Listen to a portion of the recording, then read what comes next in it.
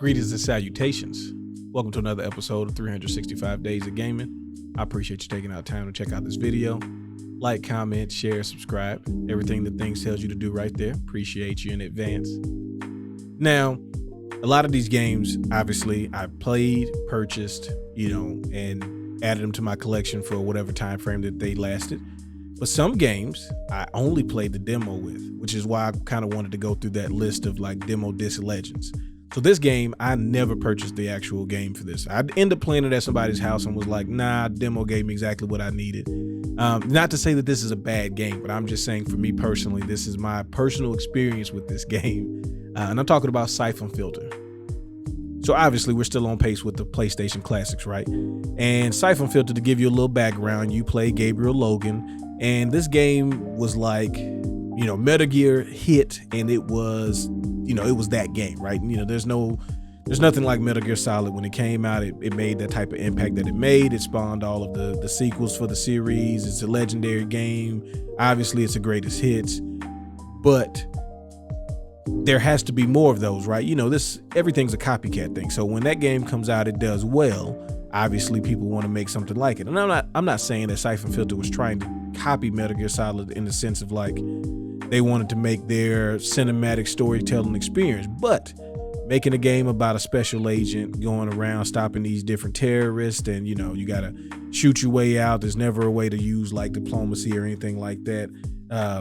And it's a bunch of working parts and espionage and all of that in video game form. The only other comparison would have been Metal Gear Solid, also third person game. There's a lot of things that it did that could draw those comparisons out. But I will say there was one thing about this game that I really enjoyed, especially on the demo, and that was the taser. Now, if you don't understand, Mr. Logan has a taser that when you shoot it out and hold it, you essentially electrocute the person until you disable them. But if you keep holding it, they start to light the person ablaze. And that was always an interesting, like really cool thing when I first played this demo. I'm like, oh, so you don't really necessarily have to shoot most people. Now, sometimes time is of the essence because it takes a little moment to kill people with the taser. But just giving something that was completely different than what was in, let's say, Metal Gear Solid or even GoldenEye for that matter, that did to me set it apart from other games. And that was kind of the cool thing. And the demo was basically the first level, but kind of varied from the actual full version. But it was still a really good way to get introduced to the series. And I thought it was a great way to try to, bring people into something that they probably had no interest in prior to, games like Metal Gear Solid. So I always really thought that Syphon Filter was interesting in what it was trying to do and the way it was trying to do that. Like the game always felt like you needed to be on the move constantly, in a different way than Metal Gear Solid. This wasn't about being stealth. This was about you got to stay on the move because people are popping up out of the woodworks and they got them things on them and they ready to put you in the dirt whenever they can. So there were some significant differences between that and Metal Gear Solid. But like I said, when we were coming up, we kind of seen this game as trying to encroach on that area. But Syphon Filter series, widely successful, spawned a handful of sequels.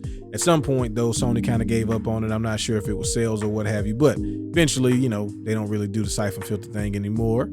And Metal Gear Solid, as you clearly probably know, kept going and kept making games. But this was one of those demo disc games where, the demo was a decent length. You can get a lot of stuff in there, multiple weapons, kind of your style of play. So played the demo an awful lot, really enjoyed it. And I thought, there was some potential there. Again, it just never quite was the right time with me to kind of get into this series. But there were definitely people I knew who they were big fans of Mr. Gabriel Logan, and they wanted to make it known that he was not trying to copy Solid Snake, that he was his own entity and he had his own things going on. And I respect it, Again, there's a lot of good things in here. How you shoot and how you're aiming down the sights. The game is very forgiving, so it kind of makes you feel good when you try to do stuff in this game.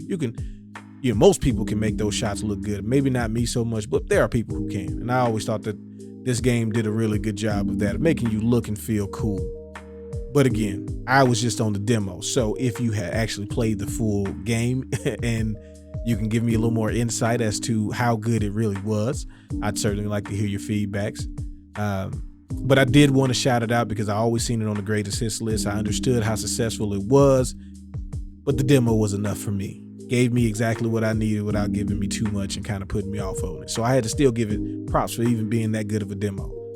As always, I appreciate y'all reminiscing with me. Y'all have fun. Y'all be safe. Peace.